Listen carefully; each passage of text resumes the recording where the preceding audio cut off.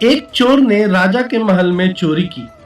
सिपाहियों को पता चला तो उन्होंने उसके पद चिन्हों का पीछा किया। पीछा करते करते वे नगर से बाहर आ गए। पास में एक गांव था। उन्होंने चोर के पद चिन्ह गांव की ओर जाते देखे। गांव में जाकर उन्होंने देखा कि एक संत सत्संग कर रहे हैं और बहुत से लोग बैठकर सुन रहे हैं। चोर के पद चिन्ह भी उसी ओर जा रहे थे। सिपाहियों को संदेह हुआ कि चोर भी सत्संग में लोगों के बीच बैठा होगा। वे वहीं खड़े रहकर उसका इंतजार करने लगे। सत्संग में संत कह रहे थे, जो मनुष्य सच्चे हृदय से भगवान की शरण में चला जाता है, भगवान उसके संपूर्ण पापों को माफ कर देते हैं। गीता में भगवान ने कहा है, संपूर्ण कर्तव्य कर्मों को त्याग कर तू केवल एक मुझ सर्वशक्तिमान सर्वाधार परमेश्वर की ही शरण में आ जा। मैं तुझे संपूर्ण पापों से मुक्त कर दूंगा। तू शोक मत कर। वाल्मीकि रामायण में आता है, जो एक बार भी मेरी शरण में आकर मैं तुम्हारा हूं ऐसा कहकर रक्षा की याचना करता है, उसे मैं संपूर्ण प्राणियों से अभय दे देता हूं। यह मेरा व्रत है। इसकी व्याख्या करते हुए संत श्री ने कहा, जो भगवान का हो गया उसका मानो दूसरा जन्म हो गया। अब वो पापी नहीं रहा, साधु हो गया।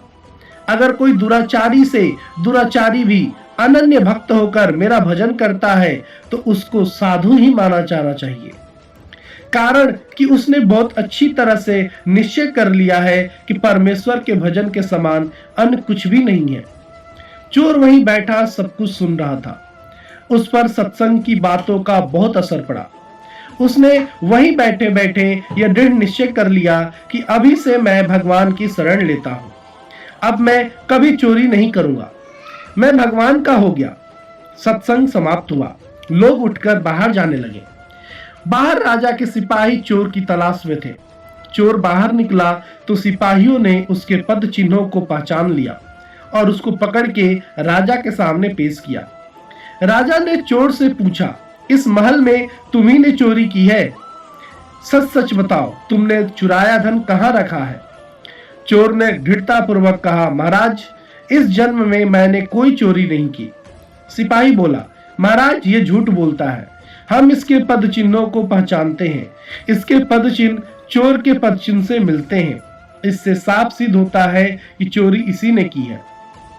राजा ने चोर की परीक्षा लेने की आज्ञा दी, जिससे पता चले कि वह झूठा है या सच्चा। चोर के हाथ पर पीपल के 2.5 पत्ते रखे गए। उसको कच्चे सूत से बांध दिया गया।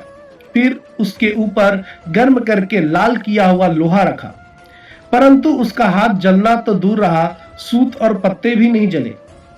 लोहा नीचे जमीन पर रखा तो वह जगह काली हो गई। राजा ने सोचा कि वास्तव में इसने चोरी नहीं की, यह निर्दोष है। अब राजा सिपाहियों पर बहुत नाराज हुआ कि तुम लोगों ने एक निर्दोष पुरुष को चोरी का आरोप लगाया है। तुम लोगों को दंड दिया जाएगा।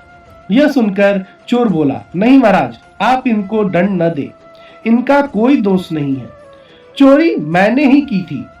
राजा ने सोचा कि यह साधु पुरुष है, इसलिए सिपाहियों को दंड से बचाने के लिए चोरी का दोष अपने सिर पर ले रहा है। राजा बोला, तुम इन पर दया करके इनको बचाने के लिए ऐसा कह रहे हो, पर मैं इन्हें दंड अवश्य दूंगा। चोर बोला, महाराज, मैं झूठ नहीं बोल रहा हूं। चोरी मैंने ही की थी, मगर आपको विश्वास न हो तो अपने आदमियों को मेरे साथ भेजो। मैंने चोरी का धन जंगल में छुपा रखा है, वहां से लाकर दिखा दूंगा। राजा ने अपने आदमियों को चोर के साथ भेजा।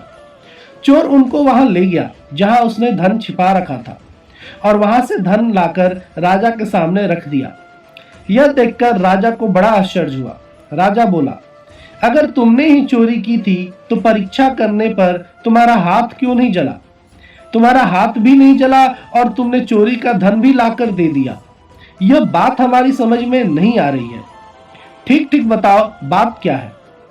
चोर बोला, महाराज, मैंने चोरी करने के बाद धन को जंगल में छिपा दिया और गांव में चला गया। वहां एक जगह सत्संग हो रहा था। मैं वहां जाकर लोगों के बीच बैठ गया। सत्संग में मैंने सुना कि जो भगवान की शरण लेकर पुनः पाप न करने का निश्चय कर लेता है, उसको भगवान सब पापों से मुक्त कर देते हैं, उसका नया जन्म हो जाता है। इस बात पर मुझ पर असर पड़ा और मैंने दृढ़ निश्चय कर लिया कि अब मैं कभी चोरी नहीं करूंगा। अब मैं भगवान का हो गया, इसलिए तब से मेरा नया जन्म हो गया। इस जन्म से मैंने कोई चोरी नहीं की, इसलिए मेरा हाथ नहीं जला। आपके महल में मैंने जो चोरी की थी वो तो पिछले जन्म की थी। कैसा दिव्य प्रभाव है सत्संग का। मात्र कुछ क्षण के सत्संग ने चोर का जीवन ही पलट दिया। उसे सही समझ देकर पुण्यात्मा धर्मात्मा बन गया। चोर सत्संग वचनों में दृढ़ निष्ठा से कठोर परीक्षा में भी सफल हो गया और उसका जीवन बदल गया। राजा उससे प्रभावित हुआ, प्रजा से भी वह सम्मानित हुआ और प्रभु के रास्ते चलकर प्रभु कृपा से उसने परम पद को भी पा लिया। सत्संग पापी से पापी व्यक्ति को भी पुण्यात्मा बना देता है। जीवन में सत्संग नहीं होगा तो आदमी कुसंग जरूर करेगा। कुसंग व्यक्ति से कुकर्म करवाकर व्यक्ति को पतन के गर्त में गिरा देता है, लेकिन सत्संग व्यक्ति को तार देता है, महान बना देता है। ऐसी महान ताकत है सत्संग में। बोलो हर हर महादेव।